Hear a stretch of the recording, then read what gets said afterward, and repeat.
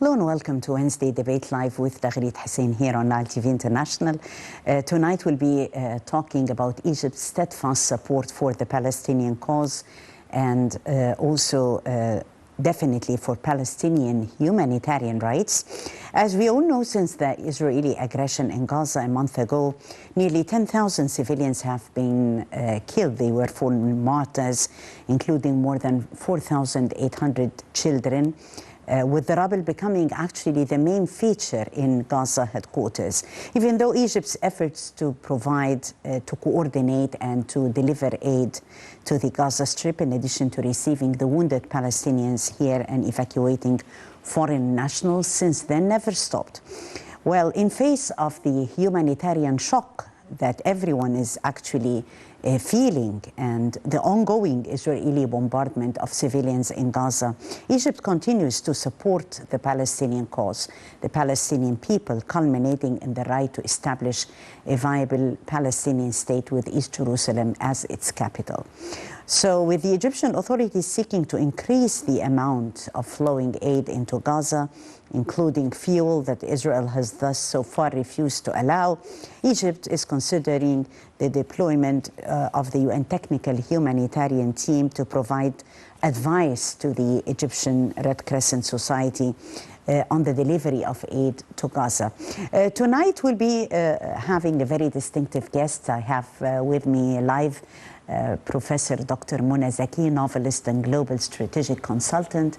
And together we'll be talking about Gaza crisis. What are the lessons taught, Egypt's support through the humanitarian aid to Gaza, and also the role of soft power, which is always transcending barriers and bringing people of the world closer. Dr. Zaki, thank you so much for coming. Thank you. Well, before delving into our interview and actually discussing more about humanitarian aid that Egypt is keen to provide to Gaza, let's first see this report and we'll be back.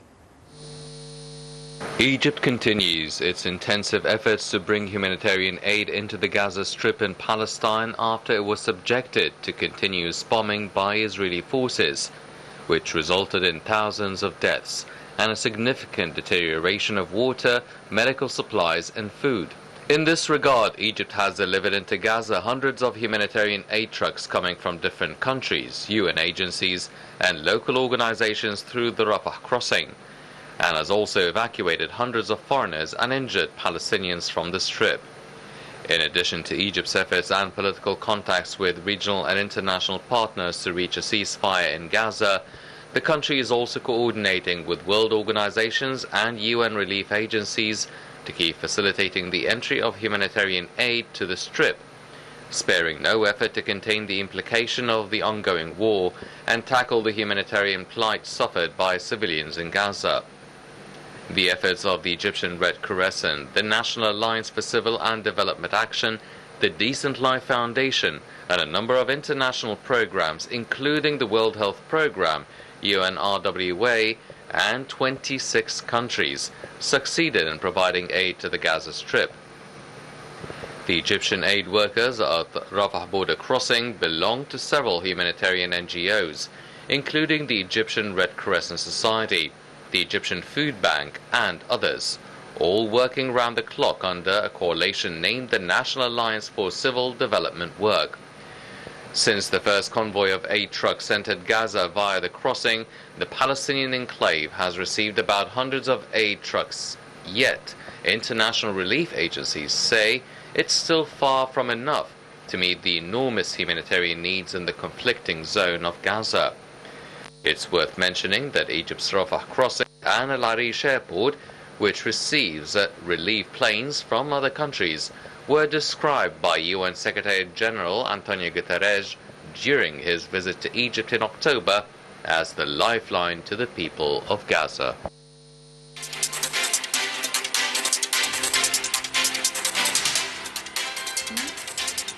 Yes, exactly. As Guterres had put it, Professor Mona, this way, Egypt is considered to be a lifeline to the inhabitants of Gaza, and the humanitarian aid that is provided there, Egypt's track actually on the humanitarian front has been definitely respected all around the world. How do you see the humanitarian efforts exerted on behalf of Egypt in this crisis?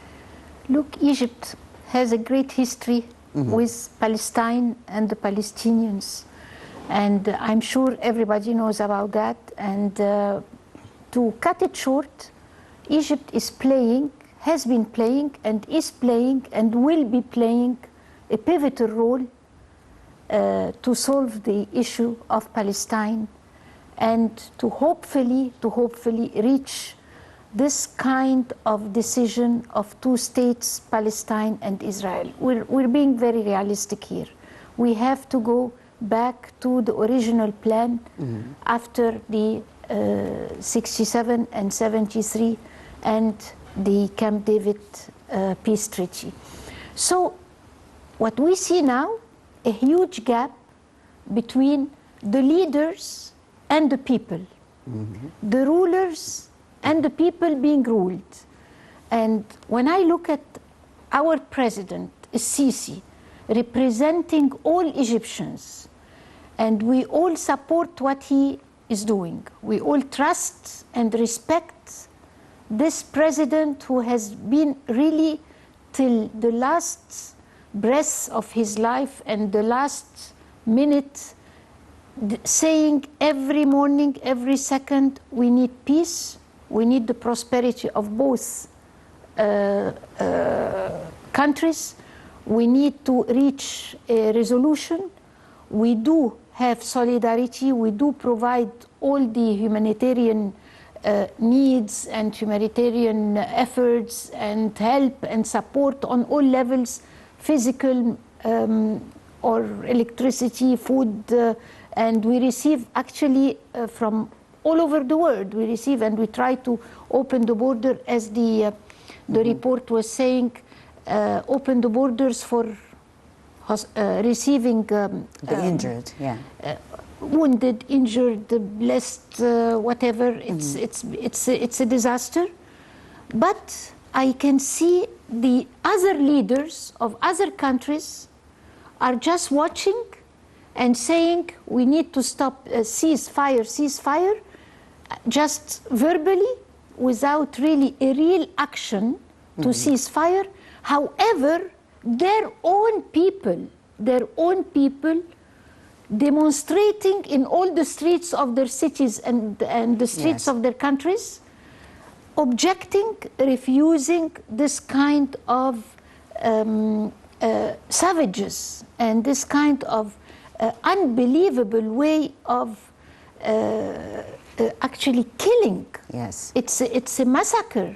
It's a massacre of a whole population of 2.5 million Palestinians in the Strip of Gaza, and now it's moving to the West Bank, and hopefully it will not reach Lebanon, but it has started. So the whole idea, it's getting bigger and bigger, and the role of Egypt on the humanitarian side is really doing its best, presided by a great president who is so ethical and is so consistent and is so strong, actually, because we have the soft power and we have the hard power as well. Yes. We are a strong country. Egypt is a very strong country and very independent, and a president that is followed by his own people. And I can see the only president and the people who, there is no gap. You know, the people, the Egyptians follow the president, the leader. Yeah. But the other countries, I can see this unbelievable gap that the leaders do something and their people are against what the leaders are doing. So I do hope that we reach a resolution as soon as possible before it gets worse. Yes, definitely. And as you've said, wisely said, Dr. Mona, that it is this sense of support, it's this sense of awareness of Egyptians in times of crises to always shoulder the responsibility and to be always behind their leadership.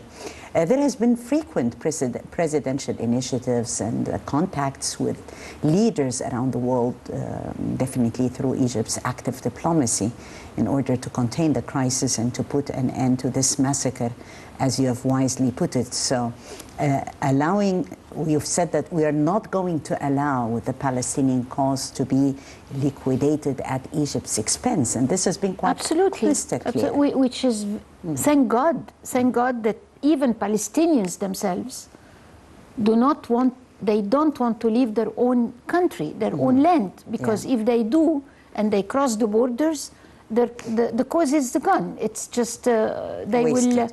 It will be a disaster if they do that.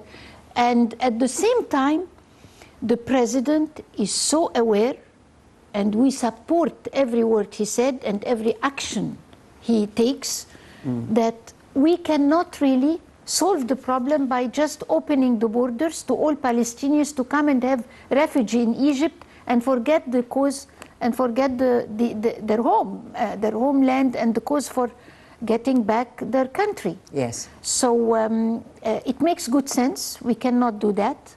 But at the same time, I don't see really actions from leaders. Where are the Arab leaders? Where are the other leaders, the international leaders? We can hear and we see, we watch them on TV, we condemn, we are against, and so, and their people are demonstrating in their streets and in all their cities, but we don't see really action except that I really feel sorry for our own president, our Egyptian president. He stands alone, and I believe with King Abdullah, or King of Jordan, because we are the ones who are in this situation, the next door border, either Egypt or Jordan. But there are other ways of helping through other Arab countries. They can send planes to take sick people and cure them in their hospital. You know, in their hospitals. They can send ships and take them, and there are many. It's really frustrating what's going on in the area, and not only Palestinians. And I feel sorry for any human who gets treated in such a savage way that can hurt humanity itself. So we're not defending only the Palestinian cause as much as we're defending the humanity cause. Where is the ethics? Where is the ethical conduct? Where is the human behavior? Where is the human rights and the United Nations? All this, it's very frustrating, and we feel really bad as Egyptians to see our neighbors, our Palestinian fellows, our friends, and non-Palestinians as well, because there are so many non-Palestinians in the Strip of Gaza as well, and many of them died. Lots of non-Palestinians died as well.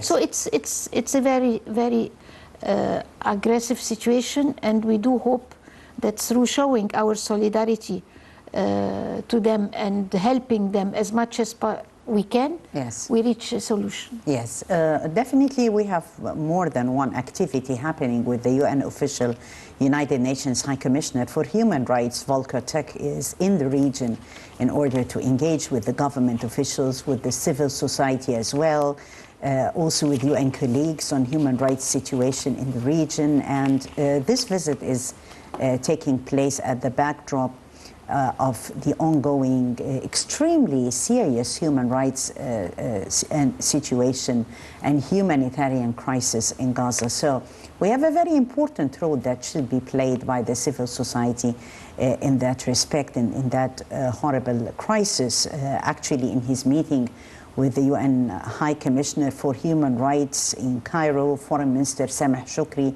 had stressed the human rights of the Palestinians are no less important than those of individuals in other countries, underscoring that the right to live safely is definitely indisputable and uncontested under international law. So it's high time, Professor Mona, that the international community should shoulder their responsibility in that respect.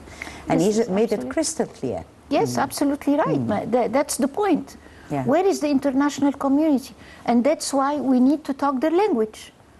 It's very important to address the international community to tell them, just please move, make an action. You have to take an action, do something. And I believe through talking and speaking their language and taking some positions, not just talking. And it's very, very risky and very sensitive and very fragile, because everybody is tense and everybody is really all, you know, it's a war. It's a war. And it's very difficult to go for a war, because everybody loses. Even if you win the war, everybody loses. And thank God we have a great, wise president who does not want to be involved in a war. Thank God, in spite of the fact that most other countries are sending troops. I'm surprised. I'm really surprised that it's like the case of the war between Russia and Ukraine. The whole world sent troops to Ukraine and to generate more weapons and more aggression and more violence, to have more time to fight, you know, and to get more time to fight more and more and more. It's crazy what's going on. It's unbelievable how the love for violence has invaded the human nature of leaders, and they are and they don't care for their own people. You know, for example, when a country sends troops, then they send their own soldiers and their own troops. So why should a foreigner soldier go and fight and kill Palestinians? Why? It reminds us of the war against Iraq. It reminds us of the war against Afghanistan. Against, you know, so why would people accept this? So the only way, when you talk to the international community, we must talk to the people, people to people. It's this high diplomacy. It's the public diplomacy. Talk people to people. Because we don't want to lose hope in leaders, because leaders have done enough of talking, but we need to move people. The people of those countries have to say, and I see it now. I see a lot of you know, activists all over the world are really talking very, very harshly against their own governments. That encourages the war under the umbrella of defending ourselves. That's not the way of defend ourselves, by going into a war and more violence and more aggression. Well, Professor, the Red Crescent is continuing its support definitely to the Palestinian people in order to alleviate their suffering, the Red Cross as well. The media is playing a very important role in order to highlight, as Professor Mona said, we need to make it like people, to emphasize, to lay more emphasis on the plight. And this won't happen without the important role that is played by the media in that respect. Nile TV International, the voice of Egypt to the whole world, has contributed through more than one documentary that was aired here on Nile TV in order to highlight the plight and also to seek more, to ask more concerning the way out. By the Way of Deception is a documentary by Mohammed Shadi. Let's watch excerpts and we'll be back. Reading history is a great hobby, but as it enriches one's knowledge of how the world around us works, how it revolves, and how it develops, sometimes it brings one mind to go in endless loops when you figure out that some events kind of repeat themselves again and again and yet again. And you start to wonder, how does this happen? And more importantly, why? History repeats itself, perhaps in disguised ways. It's been called the cycle of oppression.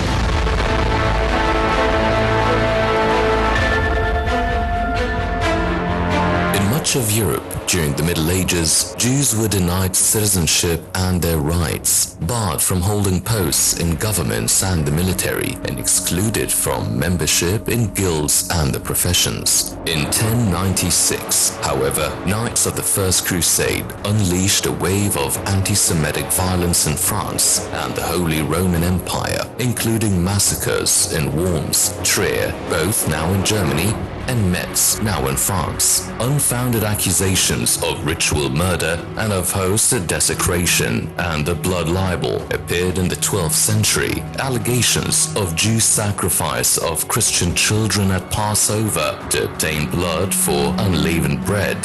The most famous example of these accusations, that of the murder of William of Norwich, occurred in England and even led to expelling them from the country and forbade them from entering it for over 300 years. In the 1930s, the blood libel became part of the Nazi propaganda.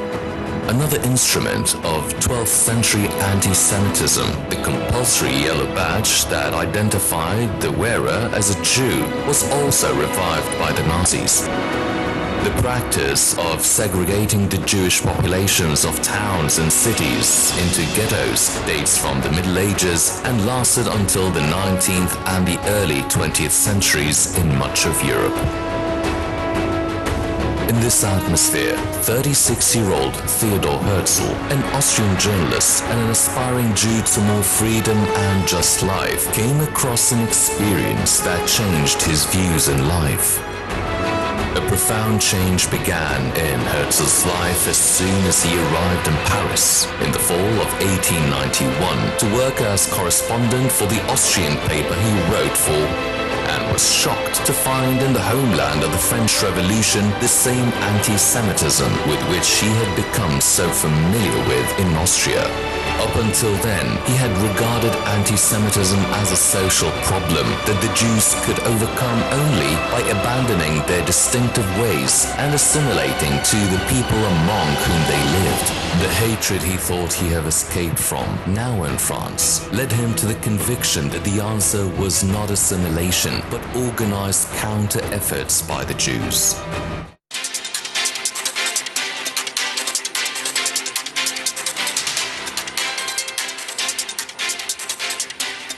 So we're back, Professor Mona, as we can see, a very important role actually played by the media.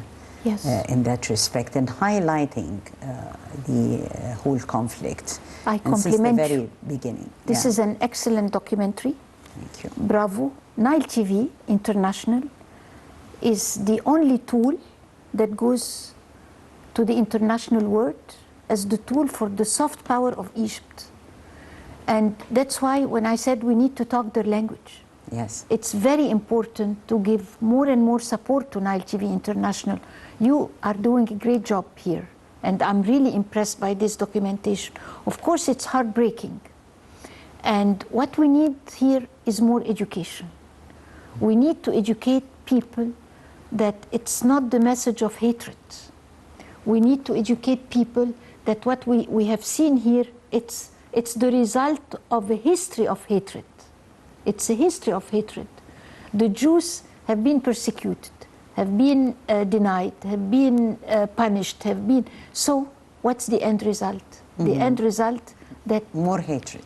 It's violence generates violence, hatred generates hatred. So, and that's why Jesus Christ, when he came to spread love and to say, love your enemies, it made a big difference. That's why the Christians and the Jews, you know, that's why we didn't have a civil war between the Christians and the Jews and so and so.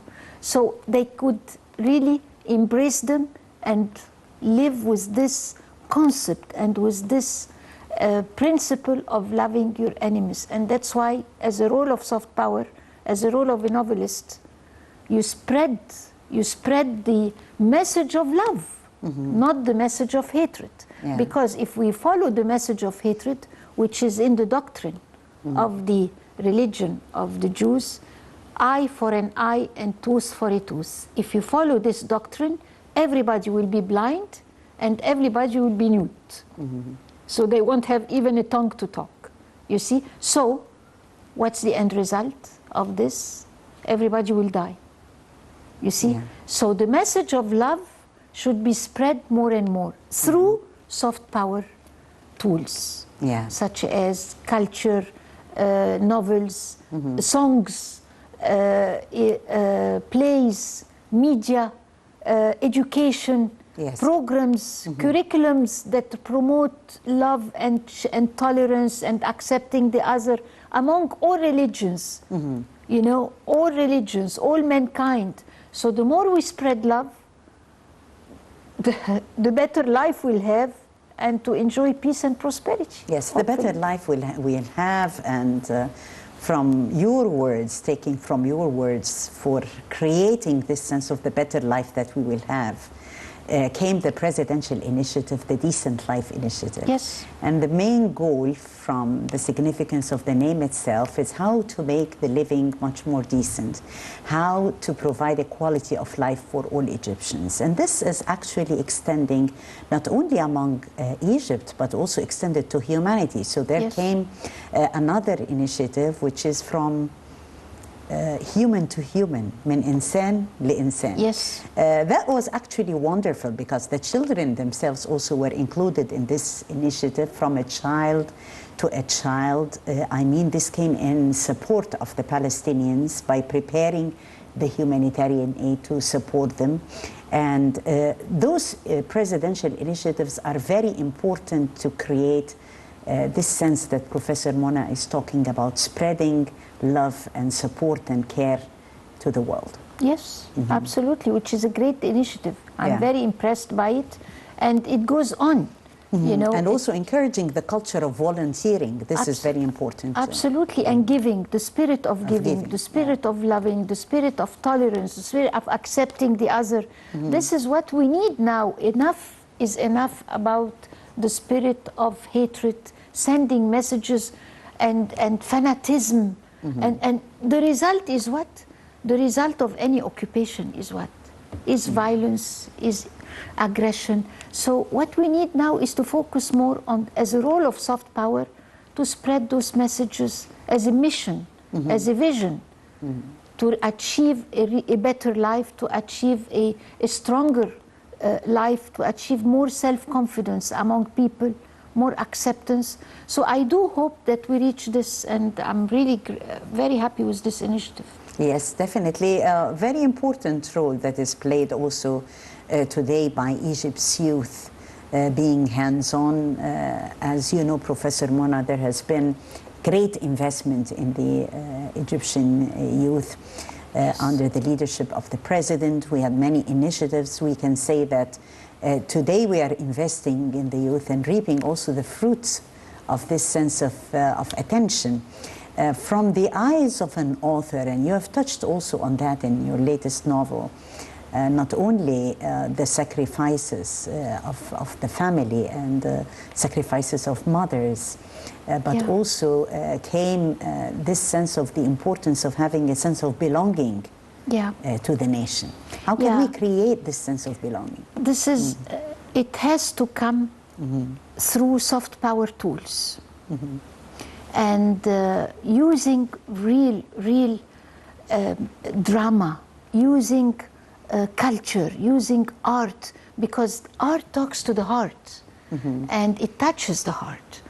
And once it moves your emotions, those emotions are integrated and they are displayed in behavior. And this is how behavior becomes more friendly, more loving, and more tolerant. So in my novel, I was talking about terrorism in Sinai. The period from 2011 to through 2021, through 2022, Egypt has suffered tremendously. Egypt was fighting terrorism in Sinai for 10 years. And we lost many of our Egyptian soldiers in Sinai, and innocent people. And in my novel, Kingdom of the Heart, it touches this point, and we talked about it in the novel. And even a priest was killed protecting the people and the church and the people and the Muslims and the soldiers in Sinai. And also another soldier was killed. And it shows the sacrifice of Egyptian, the Egyptians. They love their countries. We do love our country. We will never, never leave our country, even if we are persecuted, even if we are killed by terrorism, even if we are faced by fanatism, and we went through this during the reign of the Muslim Brothers in Egypt. And thank God, Egypt was liberated from this period by a wonderful terrorist organization. Yes. Yes, by a wonderful revolution on the 30th of June. And now we are getting the results and the fruits of this revolution by, thank God, we destroyed our terrorism actions. Sinai became a haven now for development. Our Sinai. Yes. We regain our Sinai back to a safe place to invest. Now great projects, and I have seen how Sinai has changed now. Yes. And the Sinai people, the people who live in Sinai, are really enjoying peace and development and prosperity in Sinai.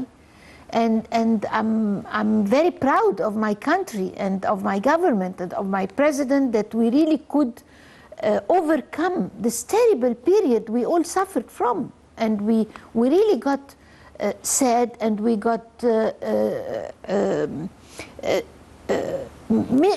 miserable. We were miserable seeing our own kids dying, but we overcame it.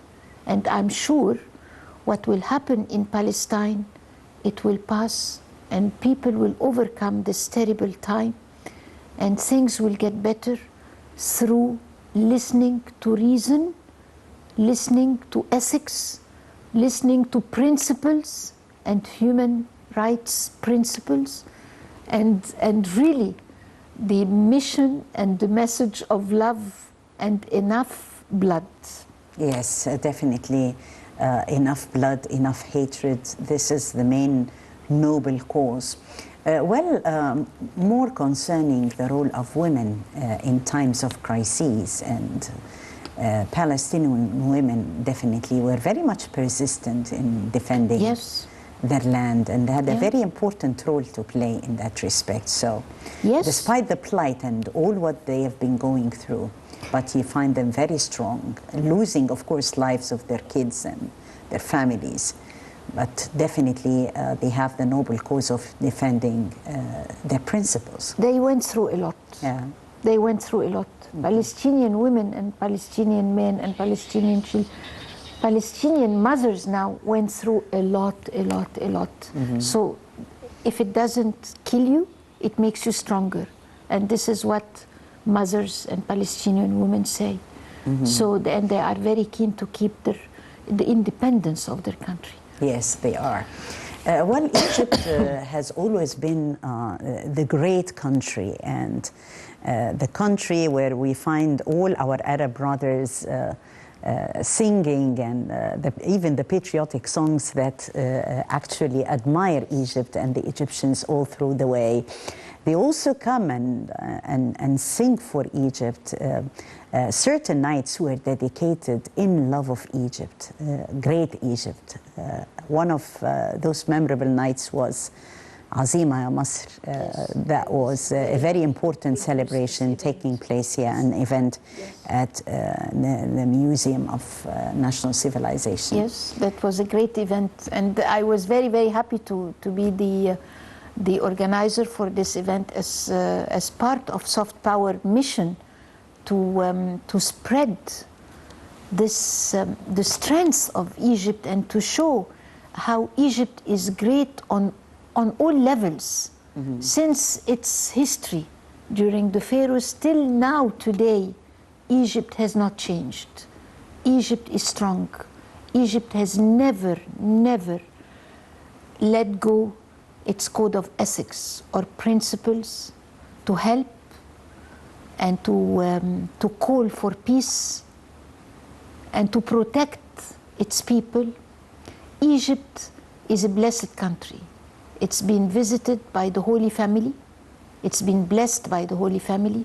It's been blessed by Moses. Moses himself, with the 10 commandments of Moses, that the first one said, do not kill. Yani God, yani, God bless Egypt. God is good, and God loves Egypt. And I always use Pope Tawadros saying, if the word is in the hand of God, Egypt is in the heart of God. Always, and let's enjoy عظيمة يا مصر. Egypt is great. إلهي صونك يا أرض العبور ويملى ربوعك محبة ونور. إلهي صونك يا أرض العبور ويملى ربوعك محبة ونور. ونزرع في ظلك خمايل زهور وبهجة وسعادة ونجمة ونغم. عظيمة يا مصر يا أرض النعم. عظيمة يا مصر يا أرض النعم. يا مهد الحضارة يا بحر الكرم. نيلك ده السكر جوك معطر. بدرك بنور بين الأمم. عظيمة يا مصر عظيمة يا مصر يا أرض النعم.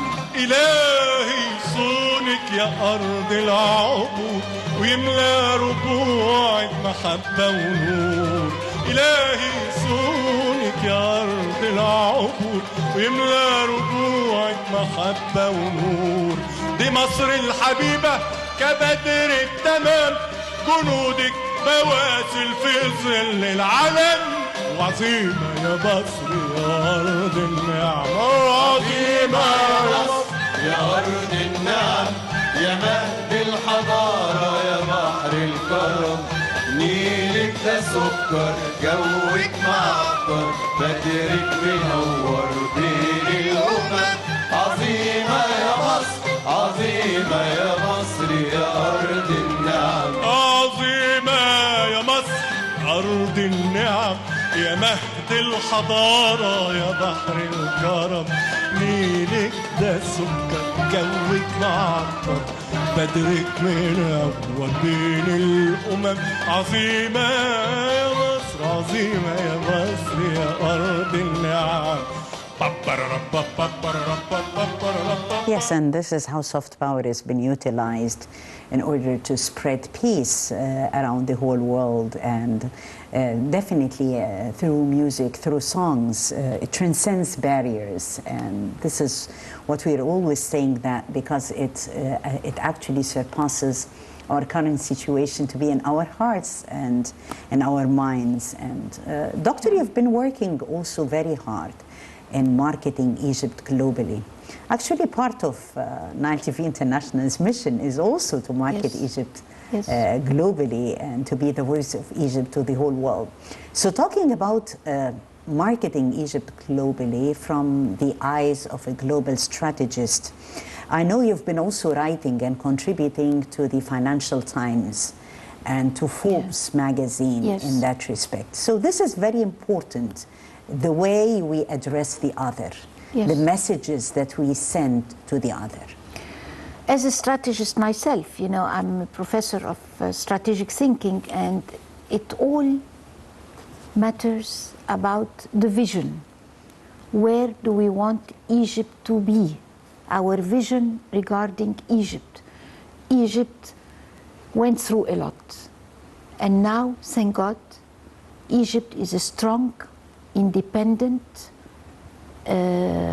open country.